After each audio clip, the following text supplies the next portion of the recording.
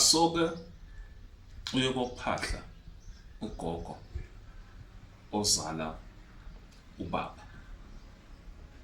Ugogo ozala ubaba uyalekelela kakhulu esimeni sento lesheshako lusuke ufuna kuyibona ngamehlo amabili. Nangumuntu lofuna umsebenzi, lofuna into thize lejahekile phezu kwesimo sempilo yakhe.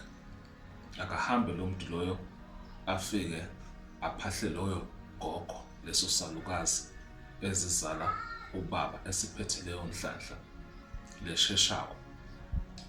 Ugogo ke ozala ubaba awukwazi ukumphahla mangabe uhlala ekhabo mama noma ke uhlala nomama wakho, unless mangabe labo bantu baba bantu laba wagcina emasiko ngendlela lefanele. Yingakho isikhathi esiningi uthola kuthiwe idlozi likuphethe kakhulu la komama, ngoba vele ngilapho vele usuke wena ubhile wakhona. Kulawa lamanye ama-side izinto ey'fanele usuke ukakenzelwa noma usuke kalungiselwa. Kodwa ke uyakwazi ukumphahla noma ngabe ke ustikhe kakhulu ke ngapha ekhabo mama. Umphahla ndlelani ke?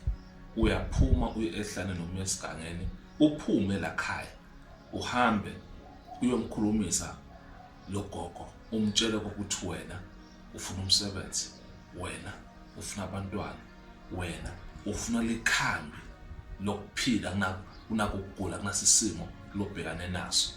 Uyobe selo gogo sekwazi ukuletha iphupho noma kuletha umuntu ozolekelela nayinto lobhekane nayo.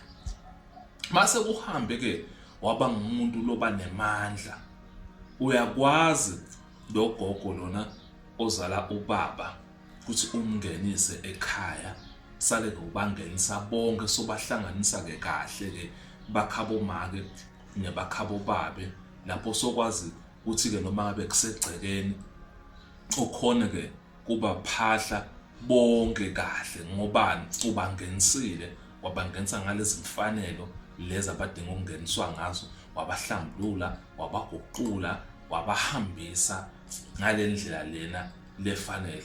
Awukwazi ekhaya usekhabo mama uphahla idlozi lakhabo babe nedlozi lakhabo make at the same time, kodwa lawo madlozi lawo akenzelwa lutho.